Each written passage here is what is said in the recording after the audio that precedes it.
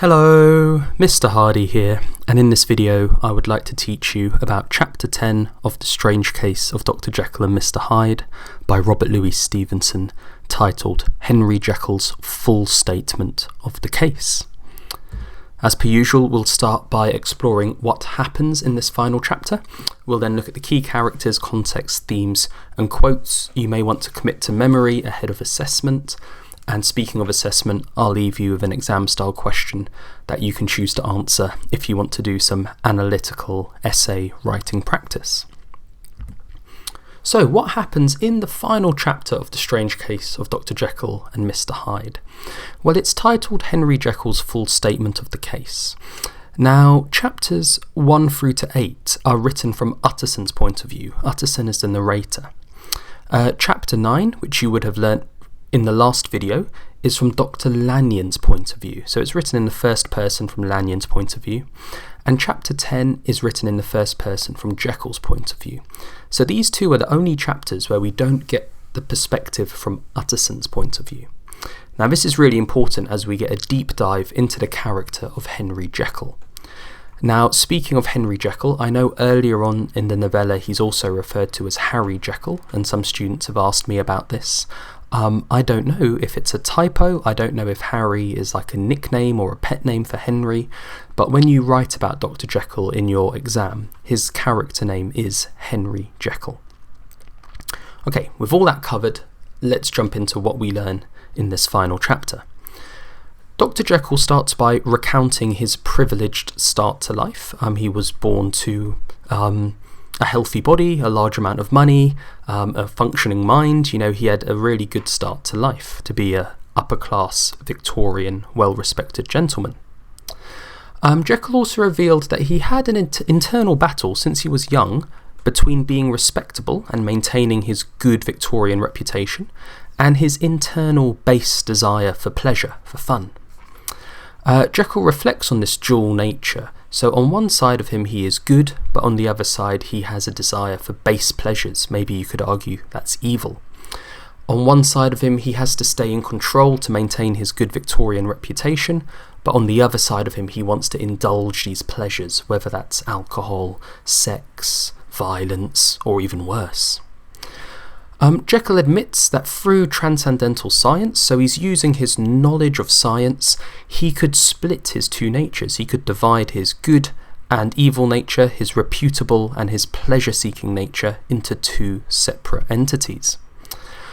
Jekyll goes on to describe drinking the potion he created and his first transformation into Hyde, and we get some more details here about the potion and about what it feels like to undergo the transformation. Despite knowing that he'd become more evil, as in he had become Edward Hyde, Jekyll also admits to feeling happier and lighter. He admits that this is a side of him, this is a part of his nature, and he almost embraces it.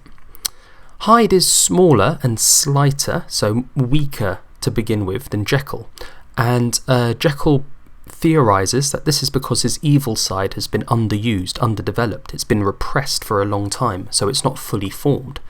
That's why when we meet Edward Hyde, or any character who meets Edward Hyde, describes him as deformed or small or walking with a limp.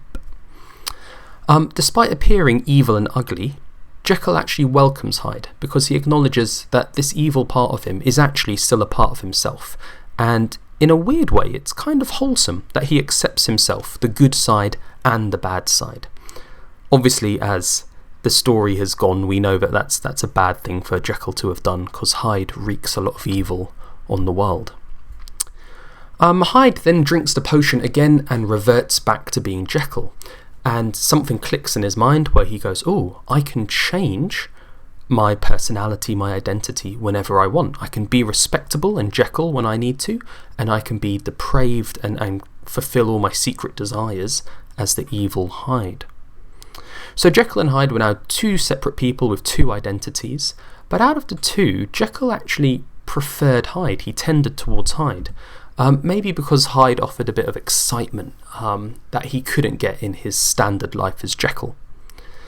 So Jekyll used his intelligence and he set up this new double life. He planted Hyde in Soho in his laboratory, gave him a furnished place to live, He also included Hyde in his will. We call this Jekyll's will. So if anything happens to Dr. Jekyll, Mr. Hyde can seamlessly take over. And I imagine right about now, Jekyll was starting to feel kind of proud of himself. He's created a life where he can maintain his Victorian reputation whilst also indulge his base animalistic desires. Jekyll admits he started to profit from his new situation, so he could maintain his good reputation as Jekyll and fulfill all his deep dark desires as Hyde, although he did admit he was appalled by what Hyde did, and whenever he was in Jekyll's body he did try to make up for it. Jekyll recounts the incident of Hyde trampling the little girl and admits that he modified his own handwriting in order to open a bank account for Hyde. If you remember when Mr. Guest, Utterson's clerk, reads the handwriting on the two letters, he acknowledges that actually Jekyll's handwriting and Hyde's handwriting have a lot in common, with the exception of a slanting or a sloping in the handwriting. Jekyll then reveals that he began to lose control of himself and Hyde. He would go to bed as Jekyll, but he would wake up as Hyde. I can only imagine how terrifying that is, to go to bed as one person and wake up as someone else. To combat this, Jekyll had to increase the potency of the potion. He said sometimes he doubled it or even tripled the power of the potion. Jekyll then compares Jekyll and Hyde to a father and son. So this is really interesting. Jekyll suggests that as Jekyll, he has more of an interest in Hyde, a bit like a father has a vested interest in taking care of his son. Whereas when he's Hyde, Hyde is a bit disassociated or disinterested in Jekyll, a bit like a son when he eventually grows up, moves out of home, finds a new lover and sort of forgets about mum and dad. The son is more disinterested. So in this relationship, Jekyll appears to have more emotions and connection to Hyde than Hyde does to Jekyll. So Jekyll's left at a crossroads. He has to choose between being the good but boring Dr. Henry Jekyll or the evil but fun Edward Hyde. And he makes the correct moral decision. Jekyll chooses to stick with Jekyll.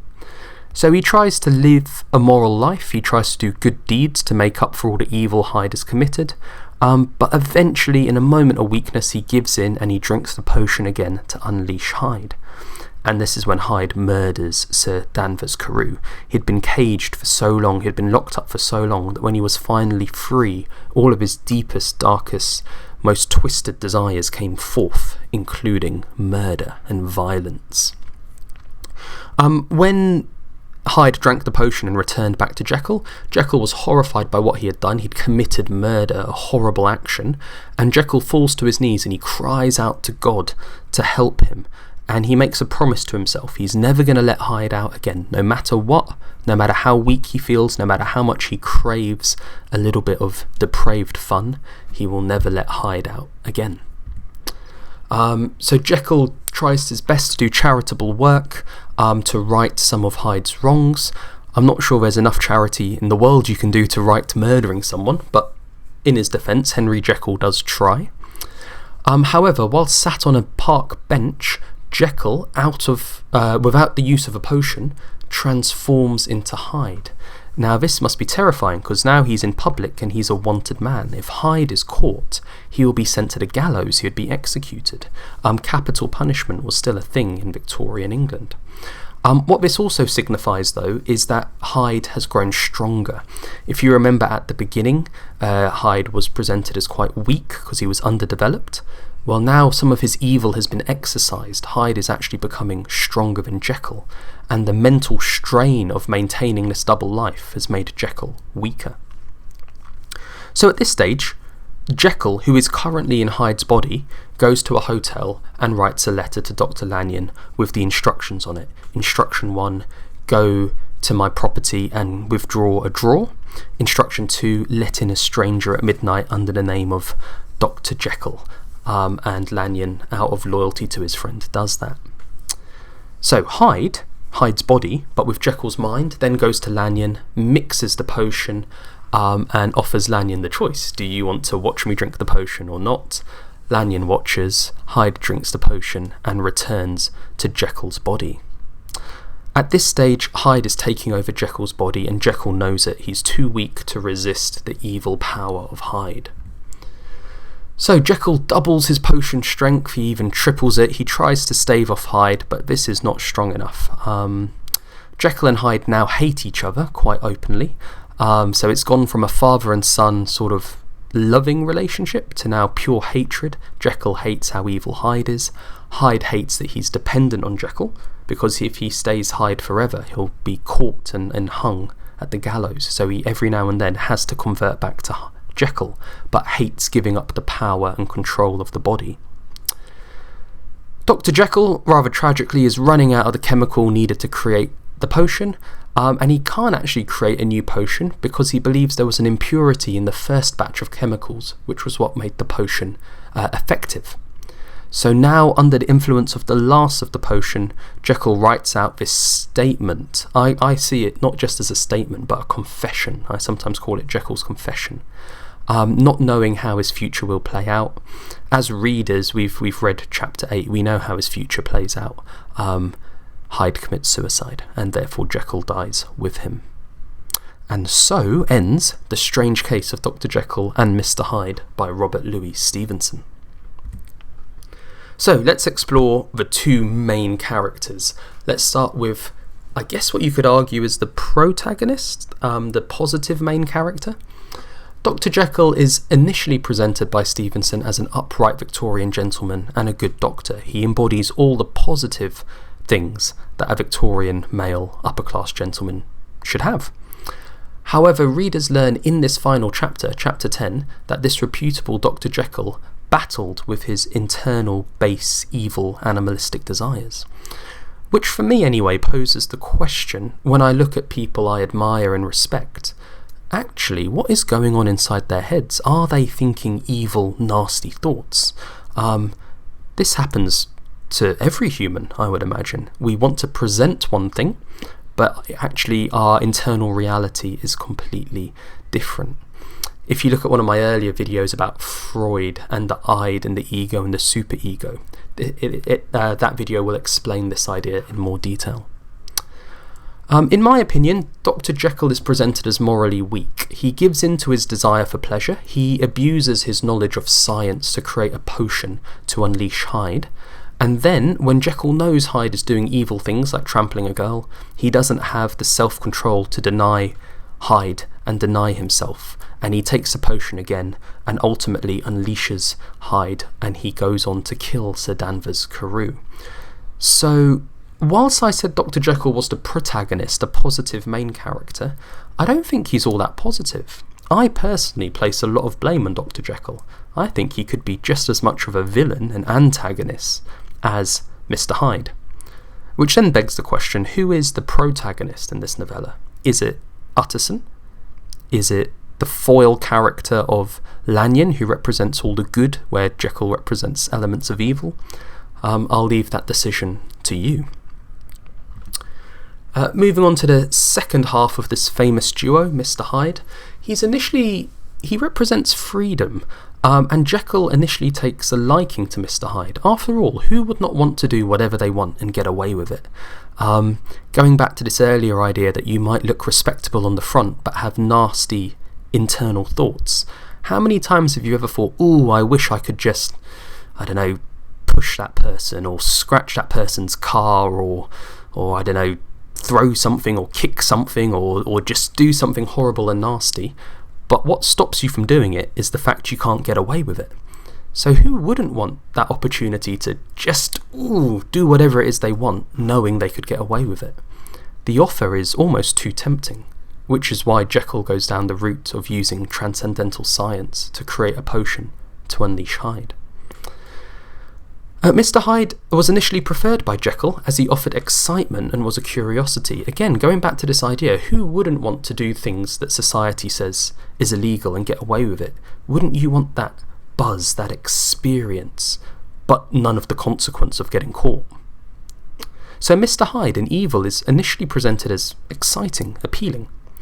However, in reality, Mr. Hyde in Evil commits appalling acts, and actually it becomes very clear that this is negative and this is something that should never be indulged. Hyde has no regard for others. He tramples over little girls, he murders respectable politicians, he doesn't even care for Jekyll, with whom he shares a body and whom he shares a part of an identity with. What we also learn is as evil actions start to happen, they sort of snowball. Hyde starts with a small action, trampling a girl. It then escalates to fraud, faking a signature. It then escalates to murder. It then escalates to... So it's this idea that if you start with one evil action, it's easy to do more and more evil actions. And this evilness grows, and eventually it's strong enough to take over Jekyll's body. So ultimately, I think the message Stevenson's probably trying to get across with Mr. Hyde is that whilst it might seem appealing to have this evil side of you that you can unleash and get away with whatever the consequences are, you should not give in to your evil side, your base desires, your animalistic desires. You should control them, because if you don't, all these evil things can happen. Society can start to fall apart. Remember the fin de siècle, end of century fears that the Victorian society had.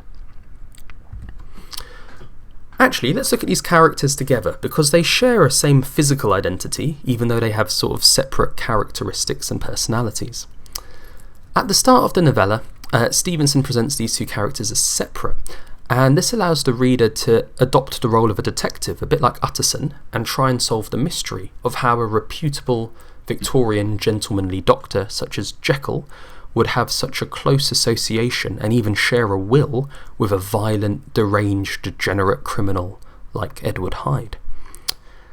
Stevenson then drops clues throughout the novella to suggest that Jekyll and Hyde are one and the same, and at moments in the novella, particularly if the first time you read it, you might think, oh, actually, are they the same? And then you think, actually, no, that's impossible. They look different, they have different ways of talking, of thinking, of behaving. But then there are other clues which make you go, oh, hang on a minute, it does sound like they could be the same. And this is part of the excitement and the tension and the suspense that we find in Gothic literature and in detective literature. At the end of the novella, Stevenson quite clearly reveals that Jekyll and Hyde are in fact one and the same. We get this in Dr. Lanyon's narrative in chapter 9, and we get this in Jekyll's full statement in chapter 10. And this is a horrifying shock to the Victorian readers, and it raises a great deal of questions. Could I split my personality if I had the right potion? Should I give in to my inner Hyde, or should I maintain my reputable facade, front? A whole host of questions are raised. Murderers like Jack the Ripper, actually, are they respectable people who've drunk a potion and unleashed their animals for 1 hour of the day? All of these questions and queries are all raised and not answered, which I think is part of the excitement of this book, because then you'd have to talk to your friends about it and they'll read it, and then it creates a sort of hysteria, a drama around the novella. Alright, let's take a look at some contexts. I really like Cesare Lombroso, or at least his ideas I find intriguing. He was an Italian criminologist, and he lived from 1835 to 1909. You don't need those dates, I just put it in there for a bit of history. Lombroso is a criminologist, so he studied criminality, and he came up with a theory called atavism, and this suggests that some people are born criminals. You have a natural tendency to be a criminal, and you can identify what sort of crimes these people would commit through their physical appearances, such as, I don't know, a pointy nose, sloping shoulders, slanted eyes. He focused mainly on facial features, and he studied the cranium, the head, and the brain a lot. Stevenson explores this through his description of Hyde. So Hyde is described as pale and dwarfish and troglodytic, and that word deformed is used time and time again to describe him. So I don't know Lombroso's theory in detail, but let's say if you had slightly larger nose, you might be more likely to be a murderer, or if you had slightly pointier ears, you might be more likely to be a thief. And it's this idea that there's something not quite human, not quite normal about Hyde, and that suggests, through the theory of atavism, that he was born a criminal, and that leaves the reader to guess what sort of crime that Hyde might commit. It turns out it's fraud, it's murder, it's grievous bodily harm, it's a variety of things. Lombroso's theory has since been disproved. You'll be glad to know people are not just born criminals. People's facial features don't determine what crime has been committed. But it was a really interesting theory at the time, and I think it was quite widely believed at the time. So maybe this would have caused concern for Victorian England, particularly with the unsolved Jack the Ripper case. What did this murderer of Whitechapel look like? Could you identify him if he had a pointy nose, pointy ears, sloping shoulders, elongated neck, whatever Lombroso's theory was? Contextually speaking, I haven't touched upon deceit or lies. Whilst it would make for a very boring novella, if Dr. Jekyll just told the truth to his friends, all of his problems would be sorted almost immediately. Deceit, by definition, occurs by concealing information or misrepresenting the truth. And in this novella, Dr. Jekyll is the source of deceit, which is why I couldn't label him a protagonist. He's definitely a main character, but he's definitely not the hero of the story. You could maybe argue he's a tragic hero if you want to bring in elements of tragedy into this novella. Dr. Jekyll conceals Mr. Hyde from Mr. Utterson. When Utterson asks him about the will, Dr. Jekyll's very cagey and withholds information. We can call that deceit. If Jekyll just told Utterson about Hyde, Utterson would be able to, withdraw his medication, the potion. He'd be able to go cold turkey, if you will, which is an idea of if you're addicted to a drug. And remember, in the Victorian times, there were lots of drug dens and there was definite opium addiction. What you would do is you'd remove the drug from the person, put them in a room where they couldn't access it, and they'd go through a very painful process of battling those withdrawal symptoms till they're no longer hooked on the drug. If Utterson did that for Jekyll early on enough, when Hyde was still too weak to take over Jekyll's body, Jekyll would have been completely fine.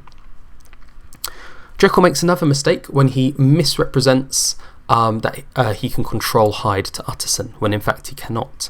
He says, I can be rid of Hyde whenever I choose. This is simply not the truth, and Jekyll continues to grow weaker whilst Hyde continues to grow stronger, to the point where Hyde can take over Jekyll's body. And in Jekyll's final confession, chapter 10, readers learn the extent of his deceit. His deceit has led to him / Hyde, remember they share a same body even though the identity and the physicality and the mentality is different. His deceit and his lies lead him to commit violence, grievous bodily harm, murder, fraud, and at the end even suicide, as he continues to try and conceal and misrepresent his failed scientific experiment.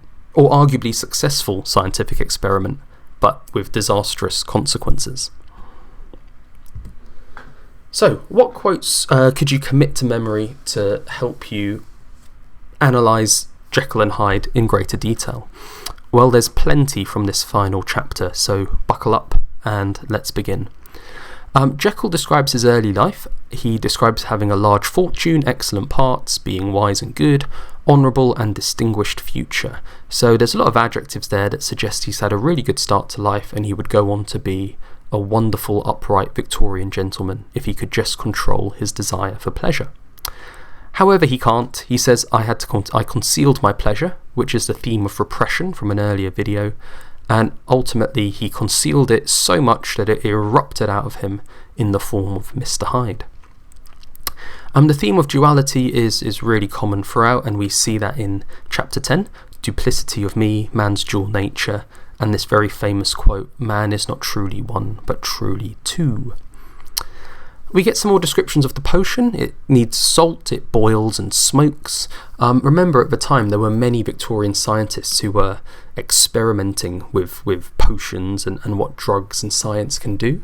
So by giving some detail, it actually adds a bit of terror, because actually there could be a scientist who might be using this novella almost as a guide to create a potion like this, which would then explain why some people like Jack the Ripper appear and commit these horrible, atrocious acts. We get some more descriptions of the transformation, this time from Jekyll's point of view. There was racking pains, grinding in the bones, a deadly nausea, horror of the spirit. Again, lots of adjectives, verbs there that suggest violence and suffering. once Jekyll had turned into Hyde, he was able to describe Hyde. He describes Hyde as 10-fold more wicked, 10 times more wicked, that it was the evil side of his nature, that evil was written on his face, and that Hyde was pure evil. If you're not getting the hint, Hyde is evil. It's repeated 3 times in those quotes. We get the theme of good versus evil in this final chapter. All human beings are commingled out of good and evil. I always think of that yin-yang symbolism, that in the world there is some good and some evil, some light and darkness, and in every person, even if the person is mostly light, there's a bit of darkness, or in a person who's mostly darkness, there's a bit of light, this idea of good and evil coexisting. I begin to profit on the strange immunities of my position. This shows Jekyll taking advantage of what Hyde offers him, the ability to indulge in his base pleasures without consequences. However, it's not all positive. Henry Jekyll stood at times aghast before the acts of Edward Hyde. Jekyll is now reflecting on the disadvantages of letting Hyde loose. It affects his moral conscience, his Christian conscience, his sense of right and wrong. I had gone to bed Henry Jekyll, I had awakened Edward Hyde. This is our first indication that Hyde is taking over Jekyll. Jekyll is growing weaker, Hyde is growing stronger. Like the Babylonian finger on the wall. Oh, okay, lots to unpack here. First things first, in this final chapter, Stevenson uses a lot of similes, comparing one thing to another thing using like. This is to try and make the transformation and Jekyll and Hyde situation relatable to the reader. Let's be honest, none of us, I hope, have drunk a potion that has released our inner evil side, so none of us will know mentally, physically, emotionally, spiritually what Dr. Jekyll is going through. So Stevenson uses a lot of similes to try and make it relatable to the reader. And one of these similes is this, like the Babylonian finger on the wall. This is called a biblical allusion. That's when it refers to the Bible. In the Bible, there's a book of Daniel, a book that involves a large amount of prophecy predicting the future. And one of the things that happens is the Babylonian king, Belshazzar, something like that, Belshazzar, I might be pronouncing his name wrong, he is being condemned by God. And what happens is a finger or a hand appears, not attached to a body, and writes something on the wall. And the king of Babylon can't identify it. Daniel has the gift of prophecy and he's able to interpret it. And the message is that basically Belshazzar, I'm going to go with that for his name, has been an evil king. He hasn't followed God's rules. He's done more evil instead of good. And actually that very night, God kills Belshazzar. So by comparing his situation to like the Babylonian finger on the wall, it's almost as if the Christian God has condemned Henry Jekyll to death because of his evilness and his lack of good. Okay, Jekyll had more than a father's interest, Hyde had more than a son's indifference. So this quote reveals that relationship between Jekyll and Hyde. Jekyll is more invested in Hyde than Hyde is in Jekyll. My devil has been long caged, he came out roaring. This is an excellent metaphor on a couple of levels. It compares Hyde to the devil, that's one metaphor, and it compares Hyde to a lion or something that you might cage that when it's released comes out roaring, some kind of animal, some kind of beast or creature. I resolved in my future conduct to redeem the past. This shows Jekyll is trying to make up for the damage Hyde has done, but I think you'd really struggle to make up for grievous bodily harm, fraud, murder. Gnashed my teeth, new creature gnawing his nail.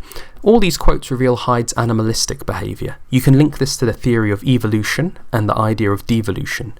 If we evolved from animals, as Darwin suggests we might have done, why couldn't we devolve back to animals, which is the suggestion Stevenson has here for Hyde. Impending doom, sleeplessness, condemned and weak. Jekyll outlines the consequences of his actions on himself. You could explore the words such as doom. You could look at the word sleeplessness and how sleeping is symbolic of peace and a lack of sleep is a symbolic of a lack of peace. The word condemned and that word damned to hell and those Christian connotations. You could look at the word weak, physically, mentally, emotionally, spiritually. There's lots of different ways you could explore that word. I would argue Jekyll is weak in all of them, to one degree or another. The power of Hyde seemed to have grown with the sickliness of Jekyll, so it's getting confirmed here that Hyde has taken over Jekyll's body. The good Jekyll is growing weak, the evil Hyde is growing strong. Full deformity of the creature. This is Jekyll describing Hyde. I include this quote because of the word deformity. It's used throughout the novella to describe Hyde.